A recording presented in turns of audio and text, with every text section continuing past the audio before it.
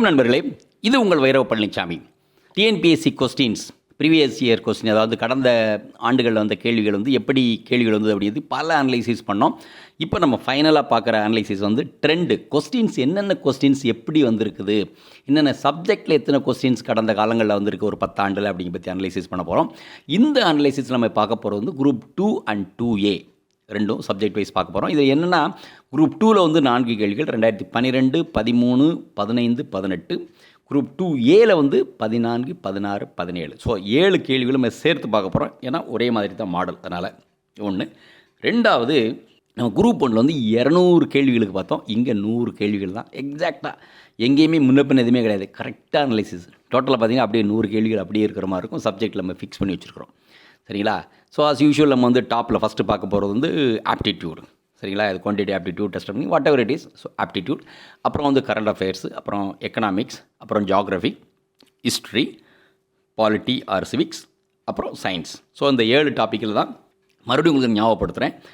Current affairs அப்படிங்கிறது எந்த விதமான கரண்ட் அஃபேர்ஸாக இருந்தாலும் நம்ம அந்த கரண்ட் அஃபேர்ஸ்க்கு மாடல் வச்சுருக்கோம். ஜியாகிரஃபியாக இருக்கலாம், ஹிஸ்ட்ரியாக இருக்கலாம், ஏதாவது ஸ்போர்ட்ஸ் ஐட்டமாக இருக்கலாம். எது கரண்ட் அஃபேர்ஸ் இருந்தாலும் கரண்ட் அஃபேர்ஸில் உள்ளே கொண்டு வந்திருக்கிறோம். அதே மாதிரி ஜியாகிரஃபி ரிலேட்டட் எதுவாக இருந்தாலும் ஜியாகிரஃபியில் கொண்டு வந்திருக்கோம். ஹிஸ்ட்ரி அண்ட் தமிழ்நாடு ஹிஸ்ட்ரி ரெண்டையும் நம்ம சேர்த்து ஹிஸ்ட்ரி சப்ஜெக்டில் கொண்டு வந்திருக்கோம். அதே மாதிரி சயின்ஸை நிறைய அனலிசிஸ் பார்த்துருப்பீங்க. ஃபிசிக்ஸ், கெமிஸ்ட்ரி, பாட்டனி, சுவாலஜின்னு நீங்கள் அதை ஃபர்தராக டிவைட் பண்ணி போய்கிட்டே இருக்கலாம். நம்ம எல்லாத்தையும் சேர்த்து சயின்ஸ்னு வச்சுருக்கோம். ஏன்னா 10ஆம் வகுப்பு வரைக்கும் சயின்ஸ் தான் படிக்கிறோம், வேறு எதுவும் டிவிஷனாக படிக்கலை. அது மட்டும் இல்லாமல் இந்த கேள்வி டிகிரியாக இருந்தால் கூட இந்த 2 and 2Aல நம்ம கேள்விகளோட ட்ரெண்டை பார்த்திங்கன்னா நம்ம சயின்ஸுக்குள்ளே கொண்டு வந்துடலாம். அதை ஃபர்தராக டிவைட் பண்ணோம்னா எங்கெங்கேயோ போய்கிட்டு இருக்கும், அது சரிப்பட்டு வராது. அதனால் நம்ம அறிவியல் அப்படின்னு ஒரே இதில் கொண்டு வந்துட்டோம். சரிங்களா?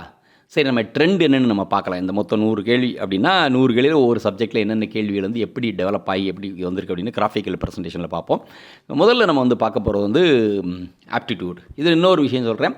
முதல்ல இருக்கக்கூடிய 4 ஆண்டுகள் ஆப்டிடியூட் ப்ளூ கலரில் இருக்குது பார்த்தீங்களா, அந்த கிராஃப் குரூப் 2. அதே மாதிரி இந்த சாண்டல் கலர் மாதிரி இந்த கலரில் இருக்கல, சஃப்ரான் கலரில் இருக்குது பார்த்தீங்களா, அது குரூப் 2A. அதை ஞாபகம் வச்சுக்கோங்க. ரைட்டா? சரி, இப்போ இந்த ஆப்டிடியூடில் நார்மலாக எத்தனை கேள்வி வந்திருக்கு பாருங்கள். பேசிக்காக 2012 வெறும் 7 கேள்வி. அதுக்கப்புறம் பாருங்கள் ஒரே மாதிரி ட்ரெண்டு 25, 24, 25, 25, 25, 25. அப்போ நம்ம ஒரு முடிவுக்கு வந்துடலாம். 100 கேள்வியில் 25 கேள்விகள் கண்டிப்பாக ஆப்டிடியூடில் மட்டும்தான் இருக்குது. இதில் ஒரு மாற்றமே கிடையாது. இப்போ ஏன் இந்த ட்ரெண்டை நம்ம ஞாபகம் வச்சுக்கணும் அப்படின்னா, இப்போ ஒரு அறிவியல் மாணவனுக்கோ, ஒரு கணித மாணவனுக்கோ, அல்லது மாணவியருக்கோ, அல்லது இன்ஜினியரிங் படித்தவங்களுக்கோ இந்த ஆப்டிடியூடில் அவ்வளோ கஷ்டம் இல்லை. ஆனால் பியூர் சயின்ஸோ ஆர்ட்ஸ் படித்தவங்களுக்கு இந்த ஆப்டிடியூட் டெஸ்ட், இந்த மேத்தமேட்டிக்ஸ் போடுறதுக்கு கொஞ்சம் கஷ்டப்படுறாங்க. ஸோ அவங்களுக்கு இந்த ஆப்டிடியூட் நம்பர் ஆஃப் கொஸ்டின்ஸ் குறைச்சா நல்லா இருக்குமே அப்படிங்கிற ஒரு ஃபீலிங் இருக்குது. அதனால தான் இந்த ட்ரெண்ட் எப்படின்னு நம்ம தெரிஞ்சுக்கணும் அப்படின்னு பார்க்குறோம். சரியா?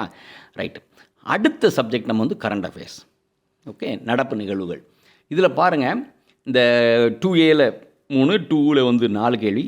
இந்த 4ல் 12, 19, 22, 15.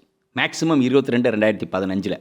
அதே மாதிரி 2Aல பாருங்கள், மேக்ஸிமம் அதிகப்படியான கேள்விகள் 100 கேள்வியில் அதிகப்படியான கேள்வி 27 கேள்வி. 27 கேள்வி 2016.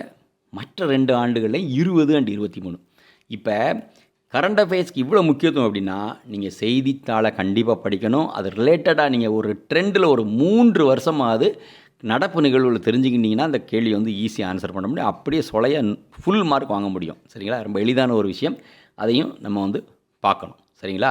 இது ஒரு 2 சேர்த்து 50% முடிஞ்சு போச்சு. அடுத்த 50 கேள்விக்கு தான் அடுத்தடுத்த சப்ஜெக்ட்ஸ் நம்ம பார்ப்போம். அடுத்த சப்ஜெக்ட் எக்கனாமிக்ஸ். எக்கனாமிக்ஸ் பாருங்கள், 13, அதாவது 2ல் 13 கேள்வி, அப்புறம் 8, அப்புறம் 4, அப்புறம் 11 ஃப்ளக்சுவேட்டிங். அதே மாதிரி 2Aல 4, 4, 7. அவ்வளோதான். ஸோ இந்த சப்ஜெக்டை பொறுத்தளவுக்கு ஒரு ஸ்டாண்டர்டு இவ்வளோ தான் அப்படிங்கிற மாதிரி இல்லை. Highly fluctuating. பொருளாதாரம், அது பொருளாதாரம் மாதிரி இருக்குதுன்னு நினைக்கிறேன். அடுத்தது நம்ம பார்க்க போகிறது ஜியாகிரஃபி. ரைட்டா? புவியியல். இந்த 2012 2ல் 12 கேள்விகள் வந்திருக்கு. சரியா? அப்புறம் 5 டக்குன்னு குறைஞ்சி வச்சு, அப்புறம் 7, அப்புறம் 9.